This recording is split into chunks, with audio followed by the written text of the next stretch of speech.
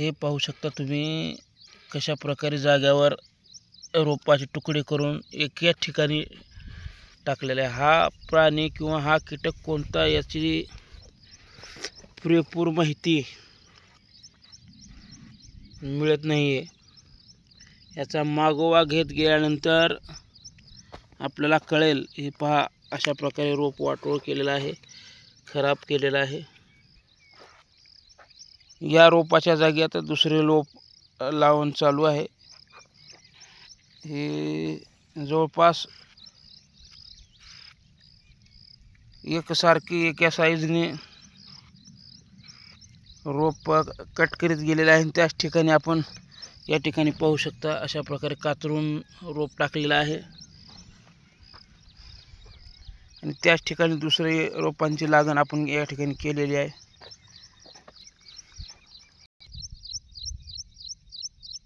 हे पाहू शकता तुम्ही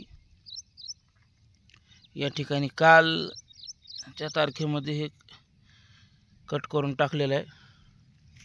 हे या ठिकाणी पाहू शकता. आणि जे काही रोप शिल्लक आहे किंवा अपटेक करते ते रोप अशा प्रकारचं आहे. या रोपाला 8 दिवस झालेले आहेत. हवी अशी वाढ या ठिकाणी झाली नाही, तरी पण आपला प्रयत्न चालू आहे. किमान 40 ते 41 अंश तापमान या ठिकाणी आहे. या तापमानात देखील तग धरून टोमॅटोची रोपे या ठिकाणी उभी आहेत. प्रयत्न चालू आहे. समस्या अनेक आहेत. या समस्येला तोंड देत या ठिकाणी आपला टोमॅटोचा प्लॉट चालू आहे. महत्त्वाचा विषय हा आहे व्हिडिओ करण्यामागचं कारण हे पहा, हे कशा प्रकारचं कातरलेलं आहे.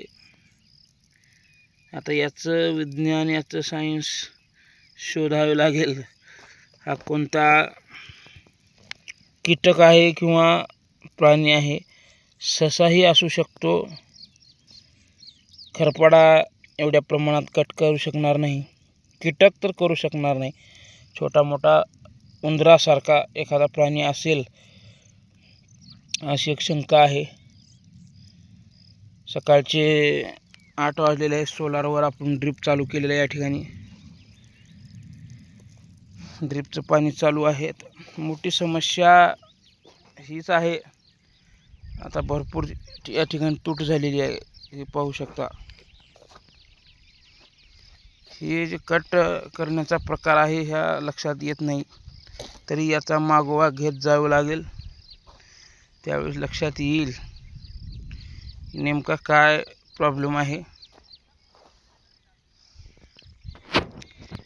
बाकीचे रोप बऱ्यापैकी सेट झालेले आहेत 8 दिवसानंतर.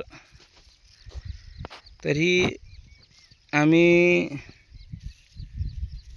या प्लॉट नाही म्हणून लावलेला आहे. नाही म्हणजे आम्हाला जवळपास 80% लोकांनी सांगितलं होतं लावू नका.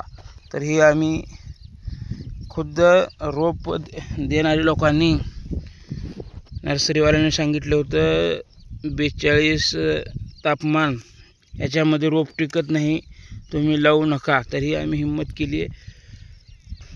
काही नाही झालं तरी एक अनुभव येऊन जाईल या उद्देशानं आम्ही या ठिकाणी रोप लावलेला आहे. आणि जर टिकलास तर आम्ही जिंकलो या उद्देशानंही आम्ही या रोपाची लागण केलेली आहे.